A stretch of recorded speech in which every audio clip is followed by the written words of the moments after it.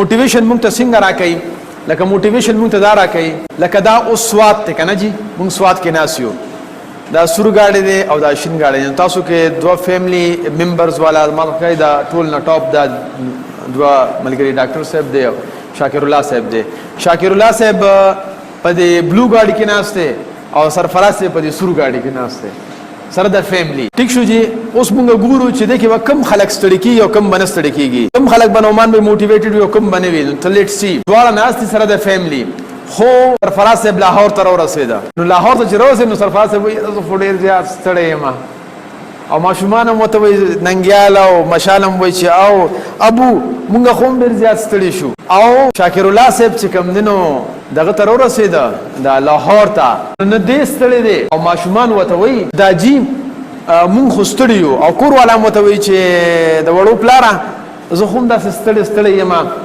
نو دی اوس چې نیکبختي مو خو له سفر شروع وکړ، اوس خو له موږ سفر شروع وکړ.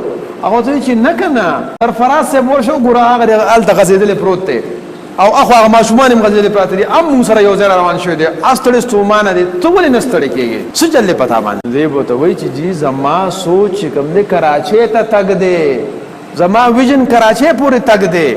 ما خو یې شروع وکړه 450 کیلومتر مې ووال او ما 1200 کیلومتر راته پات وامبا، نو ما ته تقریبا 800 کیلومتر پاتې دي. ما خو یې شروع وکړه دا هغه ویژن خو لاهور پورې و. نو هغه ځکه ستړی شو چې هغه خپل ډیسټینیشن ته ورسېد، نو چې کله سړی دا منزل ته ورسي کنه بس دا بیا وجود دردونه شروع کی. خیال مو کنه داسې کېږي که نه کېږي؟ دغه د ویژن مثال دی. کو تاسو ځان له ویژن لانګ کېښوده نو تاسو به په غونډ ژوند کې موټیویټډ یې. او لانګ څه دی چې موږ ځان له ژوند او ویژن آخرت کېدو، ځکه موږ وایو چې 50 ساله ویژن او 100 year ویژن، ځکه زموږ خو یو دا ژوند نه دی که نه، هغه ژوند هم دی، جنت به وي، مزې به وي انشاءالله. نو چې کله هغه وي نو غونډ ژوند کې تر د مرګه پورې به چې کوم تاسو موټیویټډ یې. او زه بچو ته بچې مې ګواه دي نو تپوس وکړه ما زه ماله چې مرګ راځي انشاءالله العظیم نو زه به د یتیمانانو او د کونډو رونډو په خدمت کې مرم انشاءالله. او یو کو قسمت مې شي هغه بل ځای کې نشم ویلی، خو زما خپل نیت دا دی چې زه به چې ته لګیم خدمت به کوم د یتیمانانو د کونډو، او ما نه به سا خطیب تاسو به ټلیفون به راشي یا واتساپ یا میسج به راشي چې پلارم چې کوم دی خپې غزولي دي او راشي هغه. نو چې کو تاسو غواړئ چې آل د ټایم موټیویټډ یې نو ځان له لانګ ویژن جوړ کړئ. لاهور ته چې ورسئ ستړی به نه یې، ورکشاپ چې اټینډ کې ستړی به نه یې، کلاس چې واخلې ستړی به نه یې، آفس ډیوټي جو کې ستړی به نه یې، 7/7 ډیز چې کار کوي ستړی به نه یې. د پرون وایي زه موټیویټډ یم ستړی یم او ایک یوازې د ټول نه انتهایی او سخت قید تنهایی دی.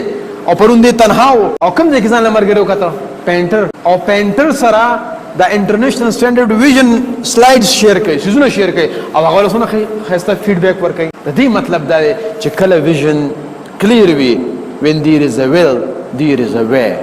هر ځای کې به تاسو خلک ملاويږي. نو موټیویټډ او یک یوازې اس پروانه نو لانګ ټرم ویژن. د خدای د پاره پښتنو سانونو پیژنئ، ستاسو د پاره خو به ځان له پیغمبر نه راځي.